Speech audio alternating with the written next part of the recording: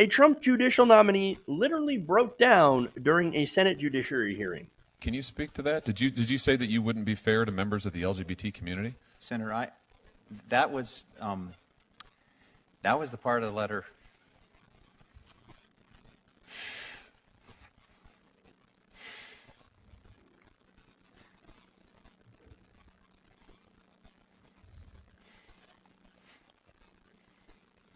I did not say that.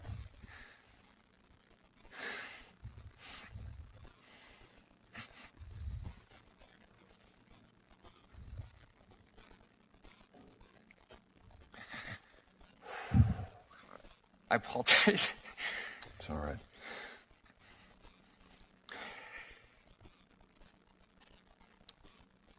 I'm sorry. No, I did not say that. I do not believe that. It is a fundamental belief of mine that all people are created in the image of God. And they should all be treated with dignity and respect. Senator. Can you commit today to this committee that you will treat, if confirmed, that you would treat every litigant who came before you with respect and with dignity? Absolutely, Senator. I would not have allowed myself to be nominated for this position if I did not think I could do that. All right, so that was Lawrence J.C. Van Dyke, and he says, "Hey, man, look, I wouldn't name the nomination if I didn't think I could do that." Well, we'll examine his record in a few. But now, so this is him responding, basically, to a review from the American Bar Association, right? And they had some pretty harsh words for this guy. They found that he was like a lot of Trump nominees. In fact, 9 out of all the Trump nominees so far to these judicial positions were found by the ABA to be not qualified. And yet, of course, 4 still actually ended up making it on the courts anyway, which shows you how flawed the confirmation process is. But first, let me go into this this letter, which is just scathing.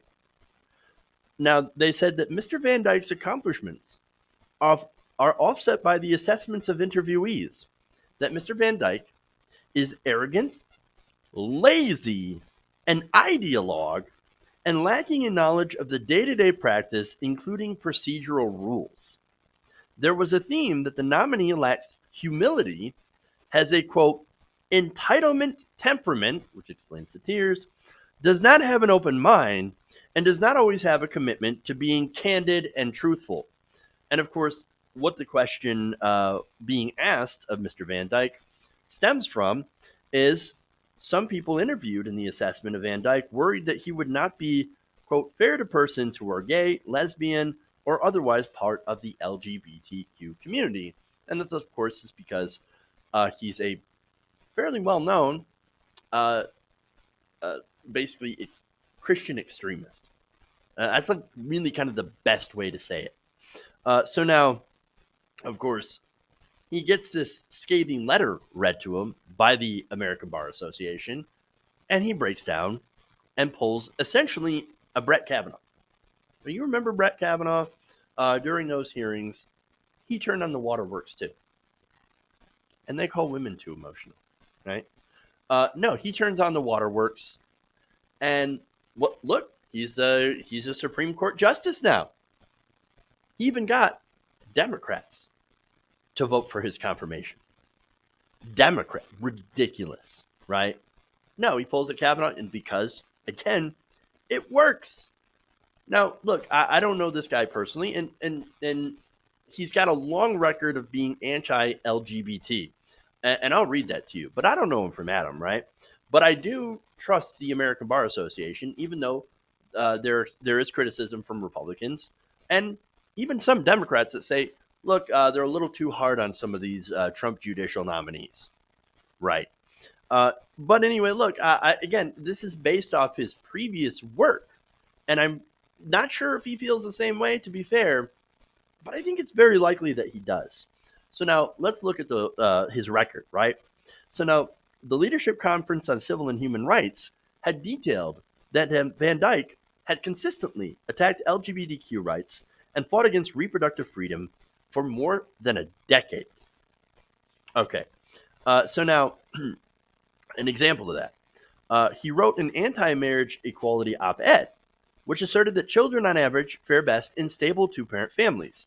And this combined with the correlative evidence of the decline of the family unit in Scandinavia, where de facto same-sex marriage has been around for about a decade, does provide ample reason for concern that same-sex marriage will hurt families and consequently children and society. Oh, see, the gays, if you allow them to get married, they will hurt society and they will hurt the children because children deserve two-parent household. Wait a minute. Gay parents are two people in a household.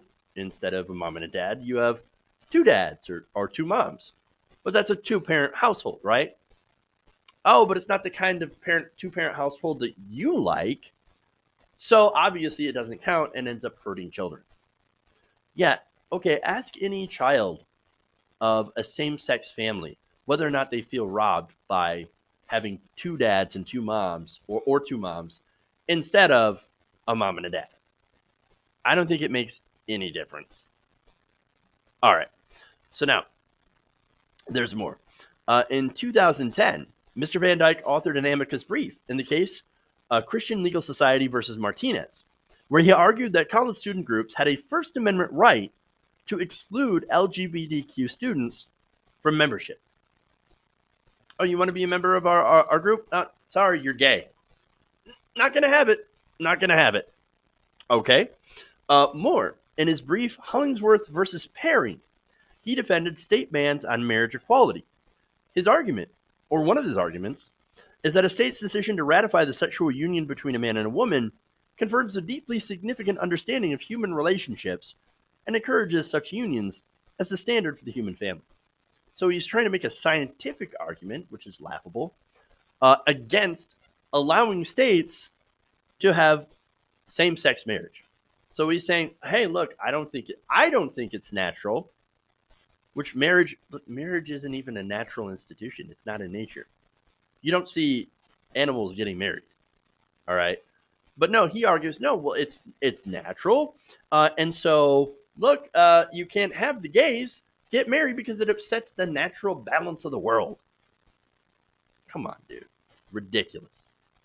And finally, Mr. Van Dyke has represented, given speeches to, and worked for the homophobic Alliance Defending Freedom. Mr. Van Dyke, while working for them, has attacked LGBTQ equality on multiple fronts throughout the past 15 years. So that's just part of his record. There's a lot more where that came from. So no, 100% fair to say that we don't think that you will represent LGBT folks. And I'm sorry, but those people are Americans and they have civil rights. And they should have the same rights as every single other American. And if you're not going to protect those rights, then you have no place being in the judiciary. None at all. So, and look, I don't care how much you cry, how many crocodile tears you want to sit there and cry, how upset you want to get. Well, you're not a victim here. In reality, you have victimized countless LGBT people. People in the LGBTQ community that all they want is the rights to be themselves and to get married and to love who they want to love in a consensual relationship. Now, this guy gotta go.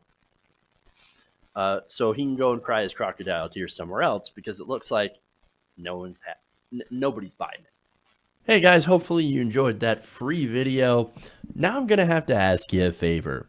Between the demonetization and the YouTube algorithm messing around with view counts, etc., we're having a hard time adjusting to the new YouTube reality, which is where you guys come in. See, we have a Patreon, patreon.com/TYTNation, set up to help us rely on you guys, the viewers, instead of big corporate ads. Look, You know the show. You know how I'm not in favor of big corporations anyway. So help us transition away from relying on the ad model to pay the bills and sign up to be a patron, patreon.com/TYTNation. That goes a long way to help us keep the lights on. And you guys will know that you're supporting independent progressive media.